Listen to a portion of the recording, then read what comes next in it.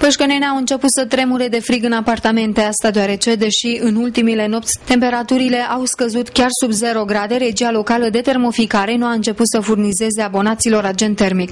Chiar dacă, conform hotărârii Consiliului Local, furnizarea căldurii ar trebui reluată după ce temperatura de afară este sub 10 grade, timp de 3 zile consecutiv, caloriferele vor fi dezamorțite abia în acest weekend, când se anunță temperaturi scăzute, după care va fi din nou întreruptă.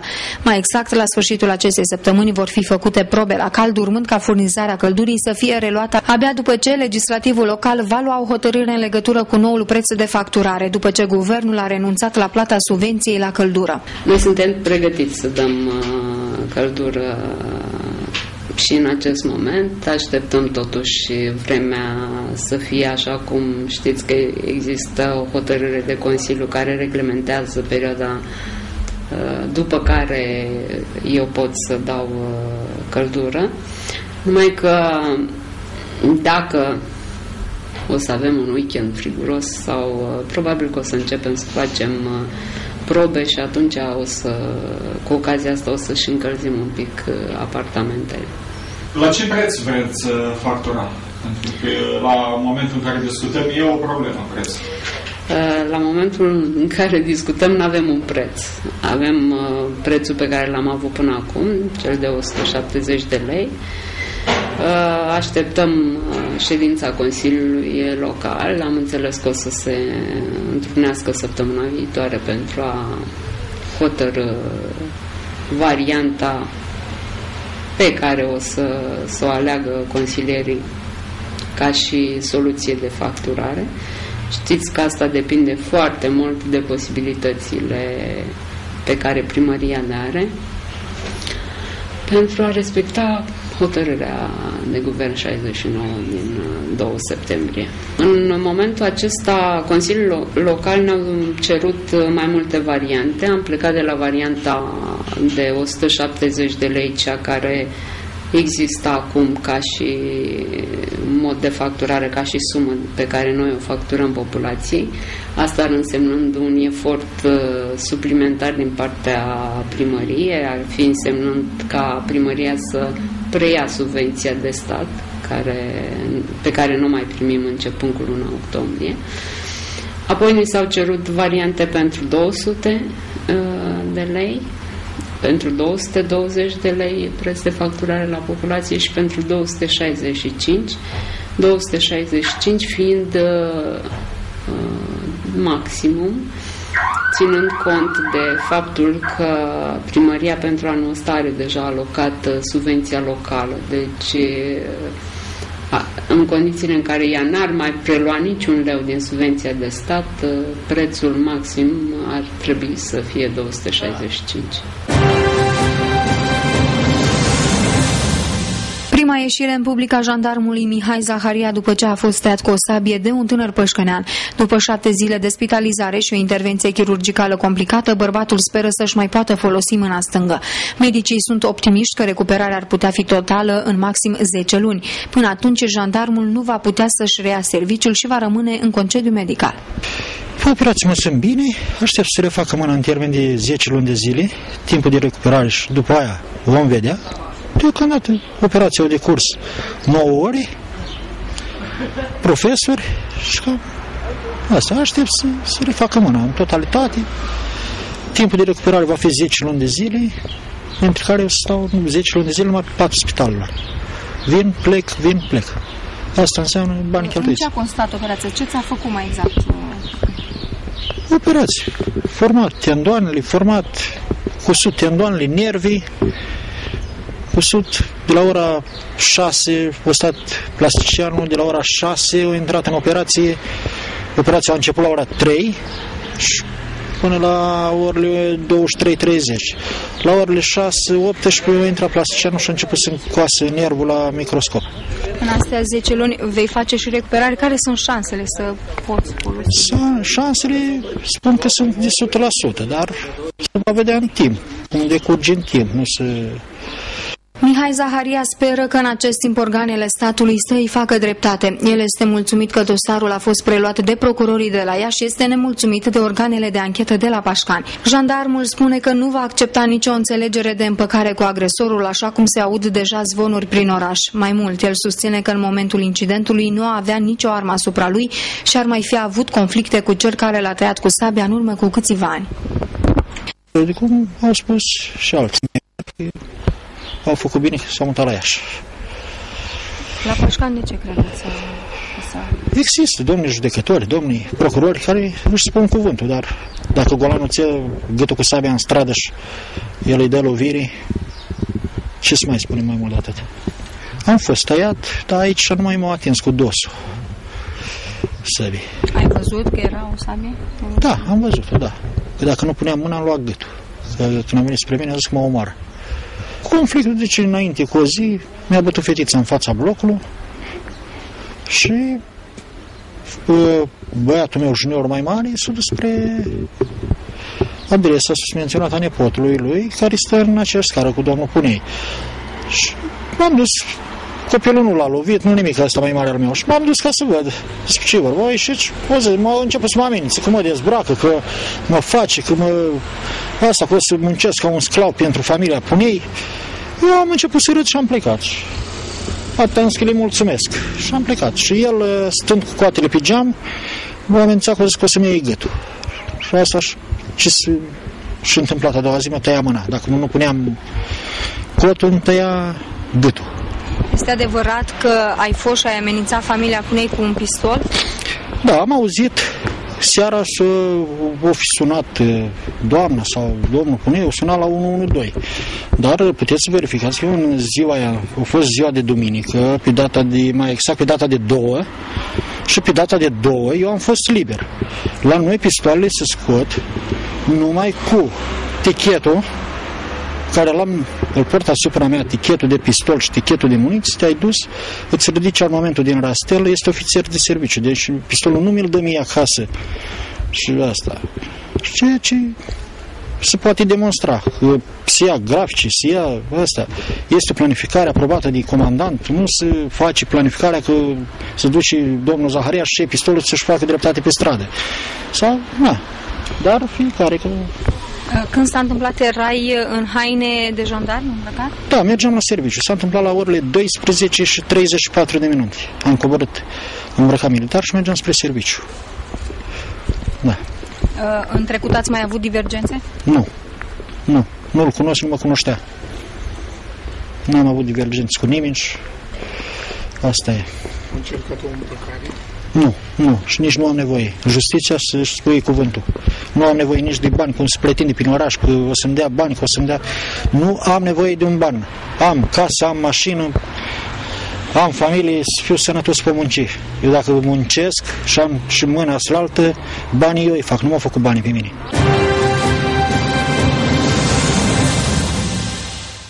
Vești bune pentru locatarii cu datorii la plata chiriei, familiei care locuiesc în apartamente anele, cele sociale și cele care nu au fost încă vândute de către RAGCL.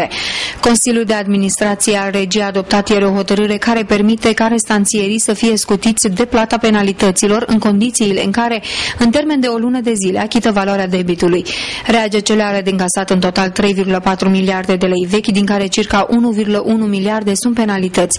Cele mai mari probleme sunt la blocurile anele, în special la G2B, unde au fost majorate semnificativ chiriile pentru locatarii care nu mai îndeplinesc condițiile stabilite de guvern pentru a beneficia în continuare de chirie subvenționată. Da, ieri am avut Consiliul de Administrație, pe ordinea de zi am avut aprobarea scutirii de penalități pentru chiriași și persoane fizice care își plătesc datoria restantă, vor fi scutiți de penalitățile aferente chiriei. Este propusă pentru și a fost aprobat doar o lună, începând cu 10 și terminând cu 10 noiembrie. Considerăm că și chiriașii au nevoie de o gură de oxigen și atunci am considerat că îi sprijinim după ce am consultat organele fiscale dacă putem face acest lucru.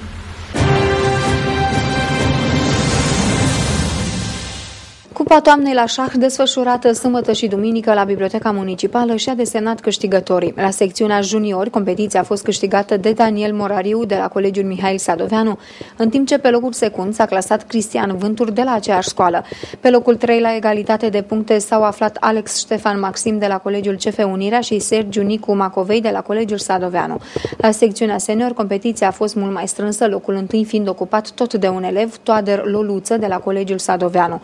În urma unui meci de baraj finalizat la egalitate, arbitru George Stepanski a hotărât ca locul al doilea să fie ocupat de doi competitori, Silvestru Bejan și Adrian Morariu, în timp ce locul al treilea nu a fost acordat. Rog să citească. Domnul Slariu Ștefanel.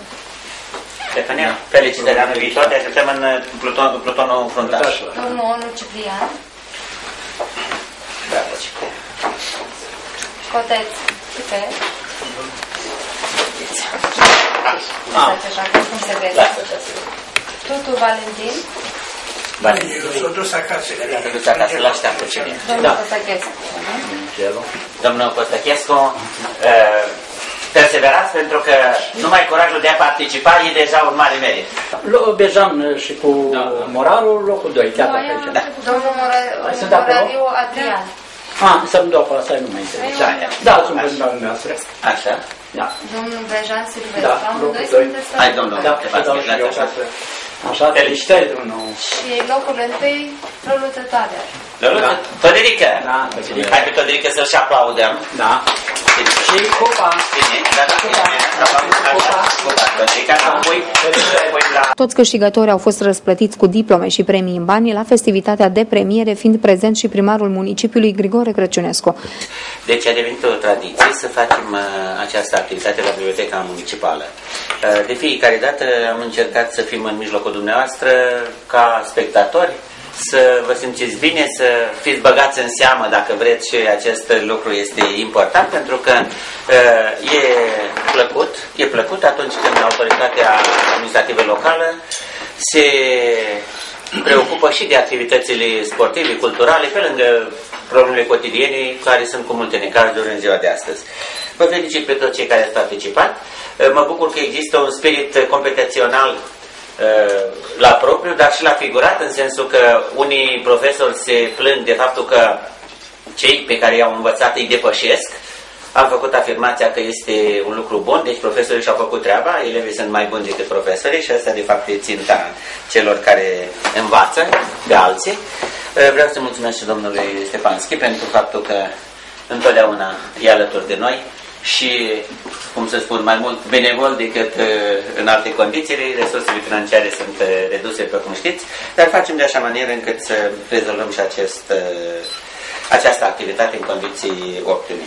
În același context, unul dintre participanți, Gelu Costachescu, a anunțat că intenționează să organizeze în primăvară un concurs național de șah la Pașcani. Menționăm că Cupa Toamnei la șah a fost organizată de Biblioteca Municipală Pașcani cu sprijinul financiar al Consiliului Local Pașcani în cadrul primei ediții a Festivalului Armonii de Toamnă.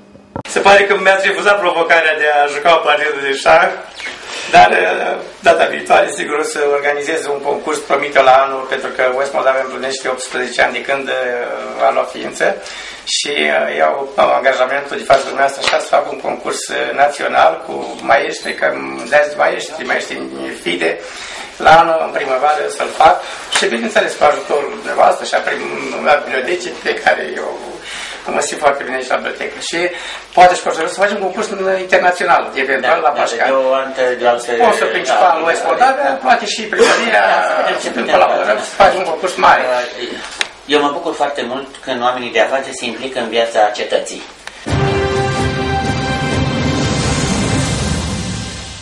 Inițial s-a vrut să fie Festivalul Plăcintelor, apoi Ziua Recoltei. S-a numit până la urmă Festivalul Armonii de Toamnă, dar mulți pășcăneni au rămas cu impresia că au fost zilele orașului.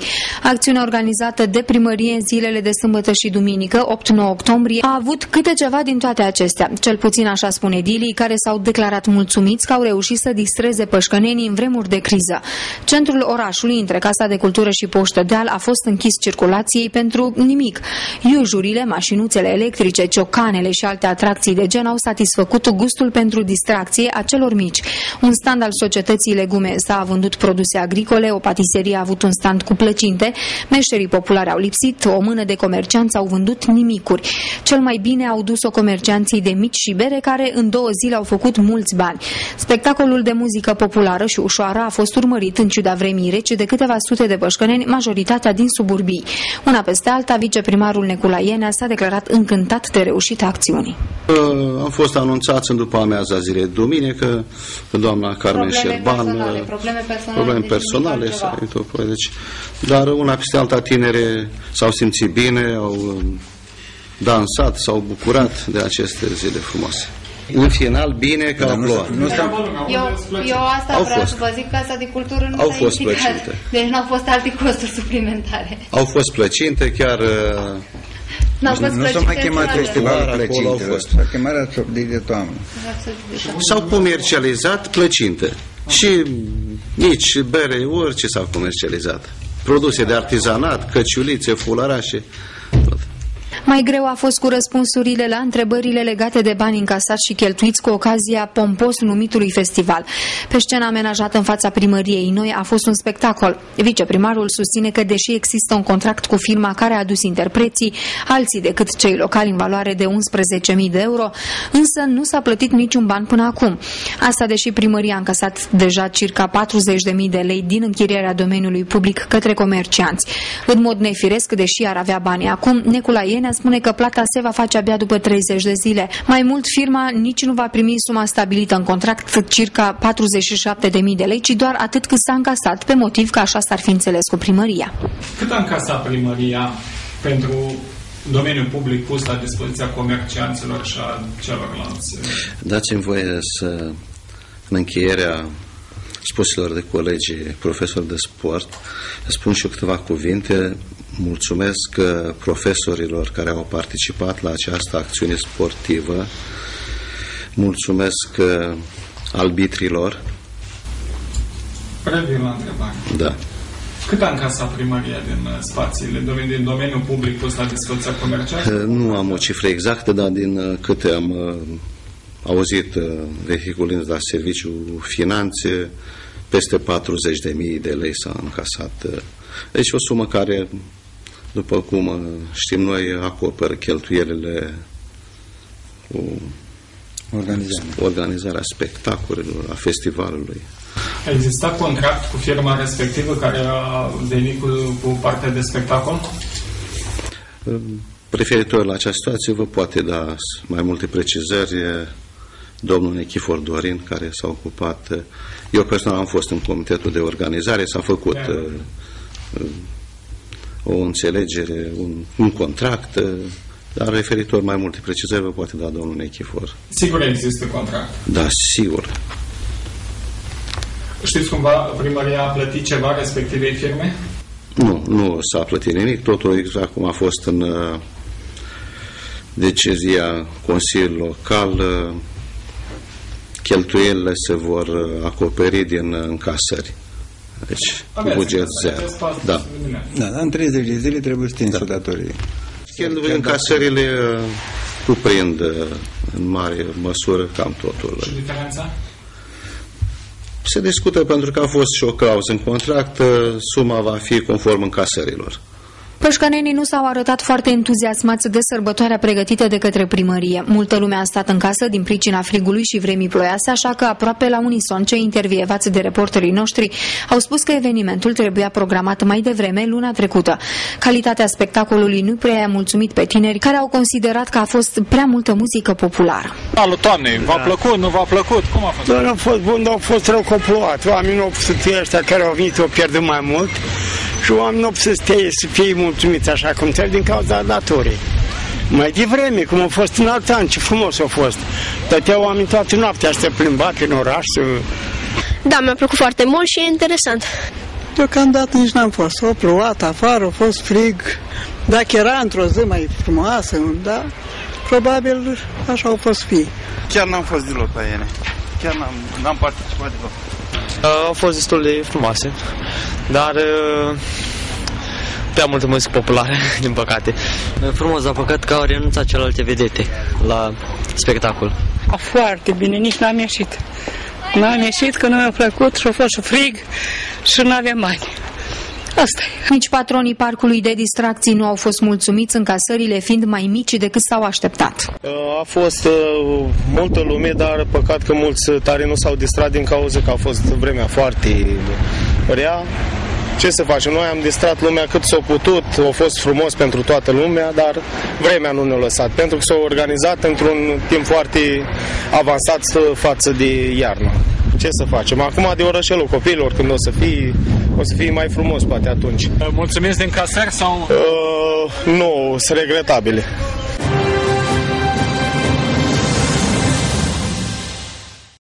Bilanț parțial pentru Zilele Sportului Pășcănean, serie de concursuri care au fost organizate în perioada 3-9 octombrie.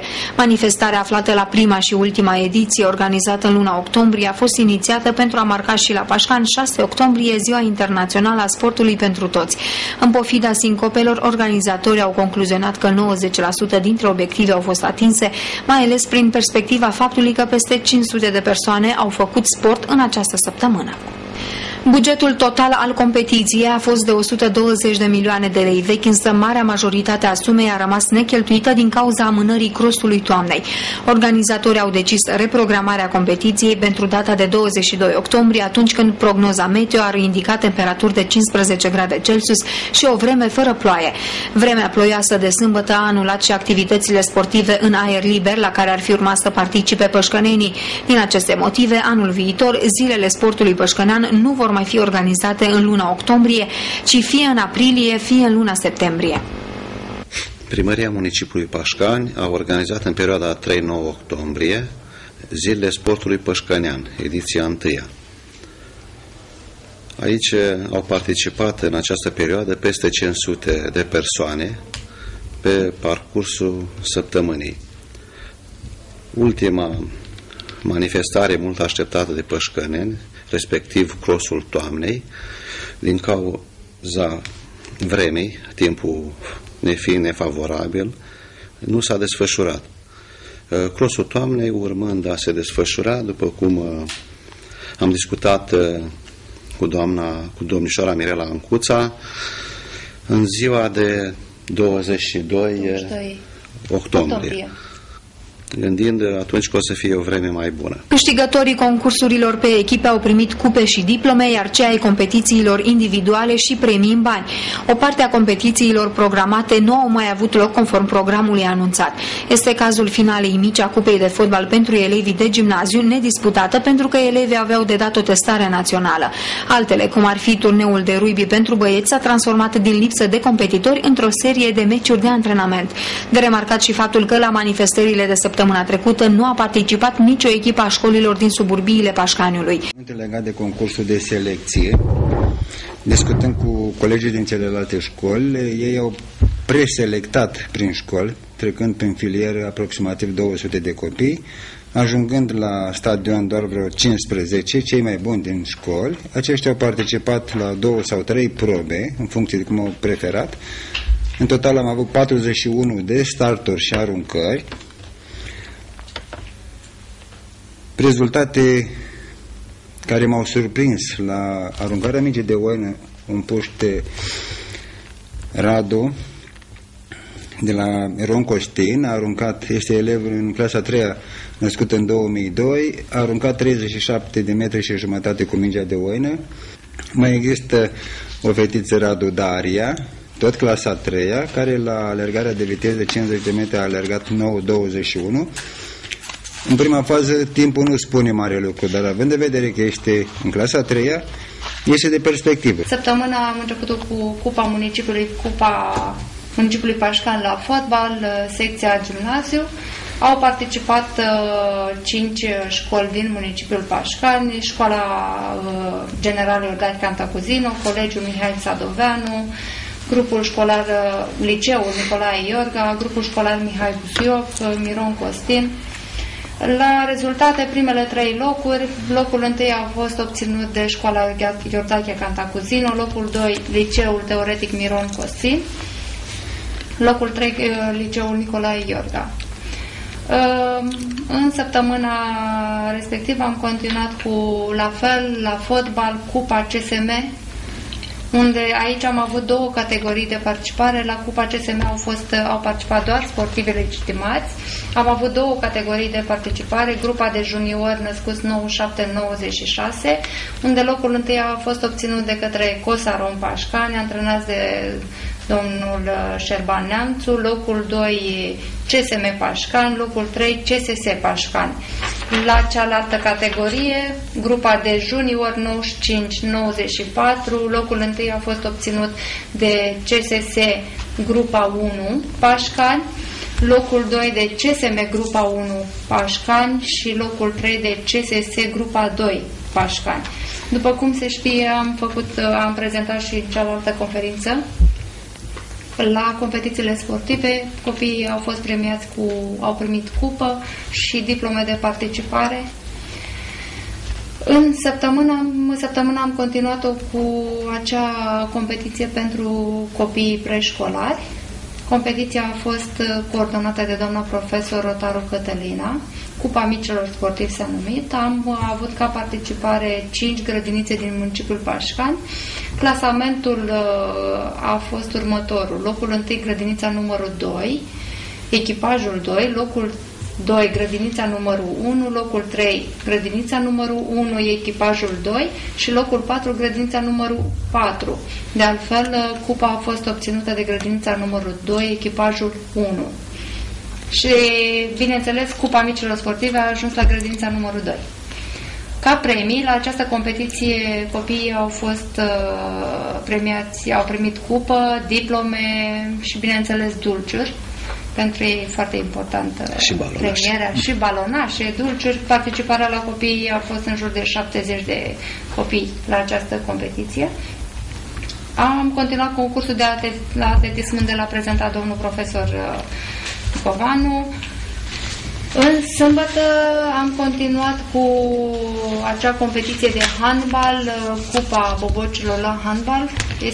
A fost o competiție coordonată de domnul profesor Vasile Sofron, atât la fete cât și la băieți. Participarea a fost din partea Colegiului Național Mihail Sadoveanu, Colegiului Tehnic Unirea, Nicolae Iorga, Grupul Școlar Mihai Busuioc și Liceul Teoretic Miron Costin.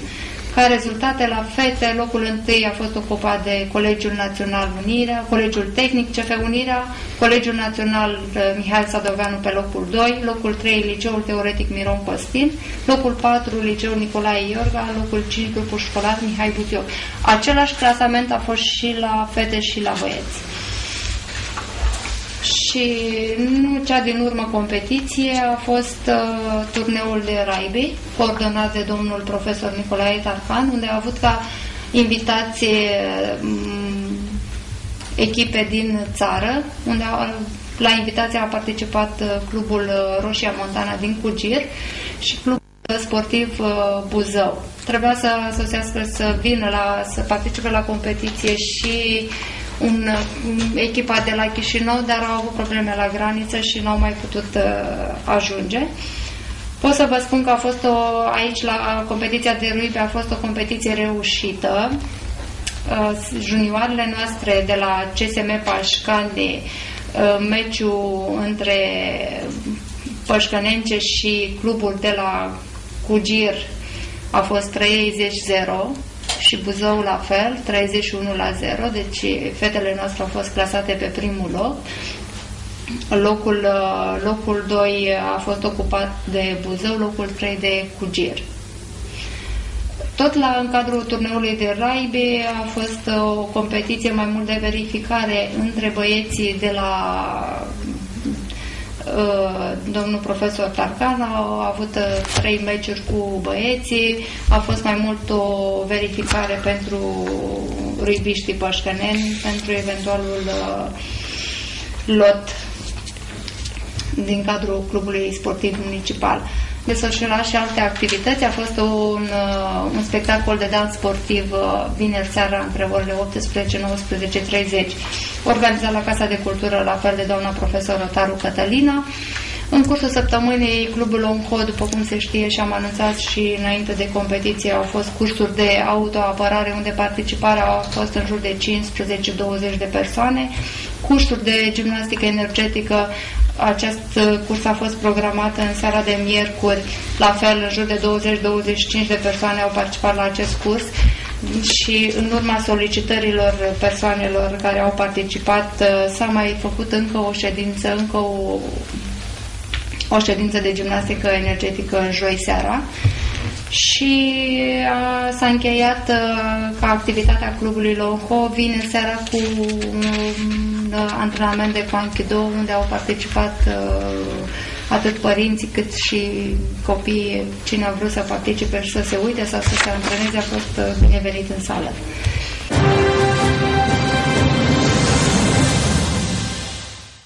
Un elev din Pașcani a ocupat locul 2 la crossul Loteriei Române, faza zonală, eveniment ce a avut loc la Iași duminică 2 octombrie. Mihai Daniel Macovei, elev în clasa 8-a la școala Iordache Cantacuzino, a participat alături de peste 30 de băieți din toată Moldova la categoria de vârstă 11-13 ani pe o distanță de 4500 de metri. Performanța lui a fost răsplătită cu un premiu de 1500 de lei. Cu Macovei Mihai Daniel, am participat la crossul Loteriei Române din Iași. Am auzit de acest cross de la mădușa mea care locuiește în Iași și acum 2 ani am mai participat și la cross din Pașcani. Am luat și locul 2 și am luat și la Iași locul 2 și voi mai participa la următoarele crossuri care bănuiesc că vor mai fi. Tânărul sportiv a participat și la crossul toamnei de anul trecut, organizat la Pașcani, unde s-a clasat tot pe locul 2. Pentru că se simte în formă, el va participa și la Cupa Dornelor, competiție care va avea loc în ziua de sâmbătă 15 octombrie la Vatra Dornei. Din echipa de la Pașcani va face parte încă 3 eleve din Pașcani: Raicu Iasmina, Ioana Bucovina și Tarcan Laura, sub îndrumarea profesorului de sport Mihai Vicovană. Da, păi următoarea competiție pentru elevii atleți de la secția CSM și Vest Moldavia este la Vatra Dornei, sâmbătă ce urmează, la probe de semifond, 1500 de metri pentru fete, 2000-3000 băieți, în funcție de categoria de vârstă. Eu am primit o invitație de acolo, de la un profesor de educație fizică, cu care ne cunoaștem de mult, să merg cu 3-4 sportivi. Și am acceptat invitația. Am 3 fete bune, pe care toată lumea cred că le știe de acum: Raicu Iasmina, Bucovina Ioana, Tarcan Laura. Și a 4-a persoană o să fie Daniel, care va participa la 3000 de metri, probă de semifond. Față de Iași, unde a alergat 4 km jumătate, aici se alerge numai 3. Și sperăm aici să fie pe locul 1, nu pe locul 2.